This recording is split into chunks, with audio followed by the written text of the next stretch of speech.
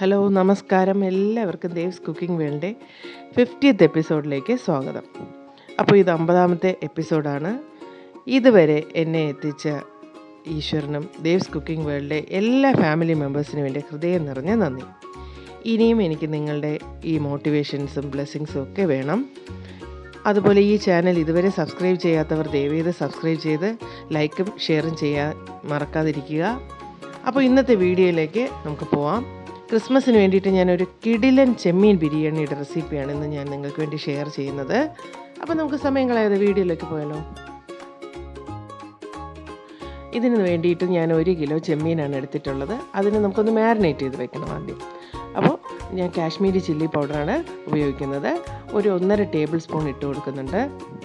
അതുപോലെ 1/2 ടീസ്പൂൺ മല്ലിപ്പൊടി, അതുപോലെ 1 ടേബിൾ സ്പൂൺ കുരുമുളക് പൊടി. ഇനി കുറച്ച് മഞ്ഞൾപ്പൊടി, 1 ടീസ്പൂണോളം മഞ്ഞൾപ്പൊടിയും ആവശ്യത്തിന് ഉപ്പും പിന്നെ 1 നാരങ്ങയുടെ നീരും ഇത്രയും കൂടി ചേർത്ത് നമുക്ക് നന്നായിട്ടൊന്ന് മിക്സ് ചെയ്ത് ഇതൊരു അരമണിക്കൂർ വെക്കണം. വെളിയിൽ തന്നെ വെച്ചിരുന്നാൽ മതി. എന്നിട്ട് നമുക്ക് ഫ്രൈ ചെയ്യണം. അരമണിക്കൂർ കഴിഞ്ഞിട്ടുണ്ട്. ചെമ്മീൻ മസാലയൊക്കെ പിടിച്ചിട്ടുണ്ട്. നമുക്കിനി അത് നന്നായിട്ടൊന്ന് ഫ്രൈ ചെയ്തെടുക്കാം. ഞാൻ കോക്കനട്ട് ഓയിൽ തന്നെയാണ് ഫ്രൈ ചെയ്യാൻ എടുത്തിട്ടുള്ളത്. അതാണ് അതിന് ടേസ്റ്റ് കൊടുക്കുന്നത്. ഇതൊരുപാട് ഡീപ്പായിട്ടൊന്നും ഫ്രൈ ചെയ്യേണ്ട, നമുക്ക് ഒരു ഷാലോ ഫ്രൈ ചെയ്തെടുത്താൽ മതി. കാരണം വീണ്ടും നമ്മളിത് വേവിക്കുന്നുണ്ട് ചെമ്മീൻ. ഇത് ഇവിടെ ആയിട്ടുണ്ട് ഏകദേശം. ഇതാണ് അതിൻ്റെ പരുവം.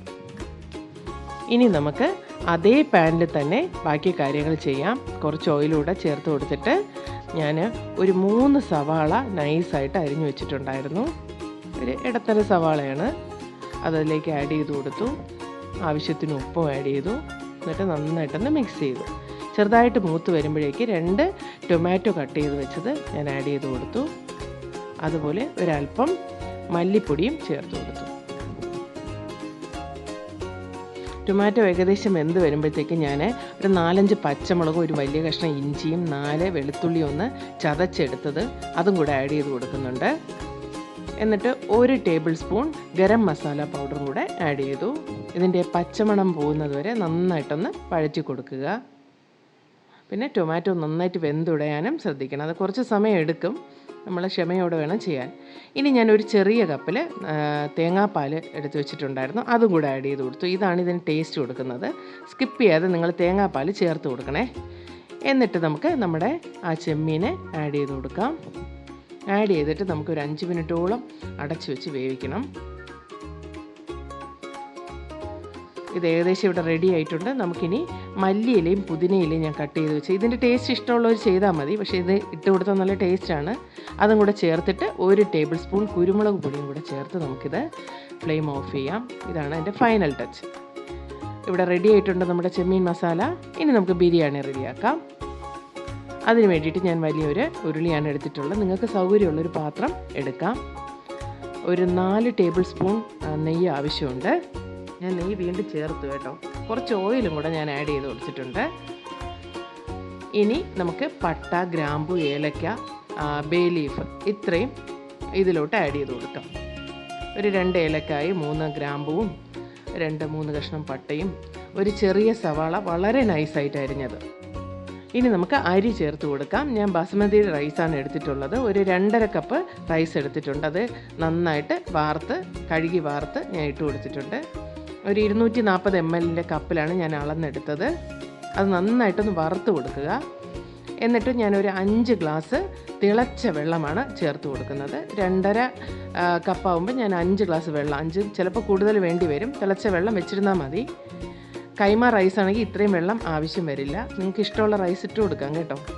അതിലാവശ്യത്തിന് ഉപ്പും 1 ടീസ്പൂൺ നാരങ്ങ നീരും ചേർത്ത് നമുക്ക് അടച്ചു വെച്ച് വേവിക്കാം. ഒരു 10 മിനിറ്റിനുള്ളിൽ ഇത് വെന്ത് കിട്ടും.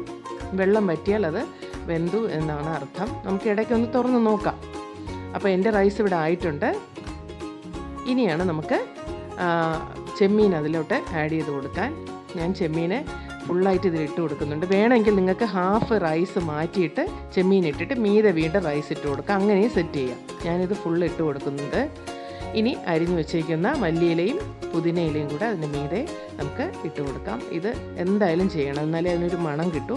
പിന്നെ 1 ടേബിൾ സ്പൂൺ ഗരം മസാല പൗഡറും കൂടെ ആഡ് ചെയ്യുന്നുണ്ട്, ഒരു നല്ലൊരു സ്മെല്ല് വരാൻ വേണ്ടിയിട്ട്. ഇനി ഒരു 20 മിനിറ്റ് നമുക്ക് ദമ്മിട്ട് കൊടുക്കാം. ചെറിയ ഫ്ലെയിമിൽ നമുക്ക് 20 മിനിറ്റ് അടച്ചു വെച്ച് വേവിച്ചെടുക്കാം. ഇതാ 20 മിനിറ്റായി. നന്നായിട്ട് നമ്മുടെ ബിരിയാണി റെഡിയായി വന്നിട്ടുണ്ട്. നല്ലൊരു ഫ്ലേവറൊക്കെ വരുന്നുണ്ട്. നമുക്കിനി ഇത് പ്ലേറ്റിലോട്ട് സെർവ് ചെയ്യാം.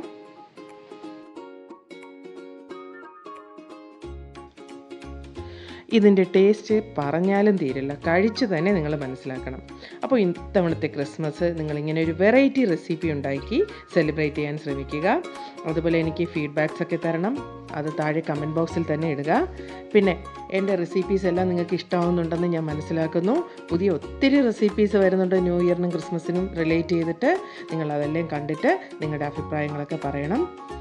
എൻ്റെ ഈ വീഡിയോ ഇഷ്ടമായെങ്കിൽ ലൈക്ക് ചെയ്യാനും സബ്സ്ക്രൈബ് ചെയ്യാനും ഷെയർ ചെയ്യാനും മറക്കരുത്. തൊട്ടടുത്ത് കാണുന്ന ബെല്ലൈക്കൺ കൂടെ പ്രസ് ചെയ്യുക. ബെല്ലൈക്കൺ പ്രസ് ചെയ്യുമ്പോൾ പുതിയ വീഡിയോസിൻ്റെ നോട്ടിഫിക്കേഷൻ കിട്ടും. വീണ്ടും പുതിയൊരു വീഡിയോയുമായി നമുക്ക് കാണാം. Till then good bye.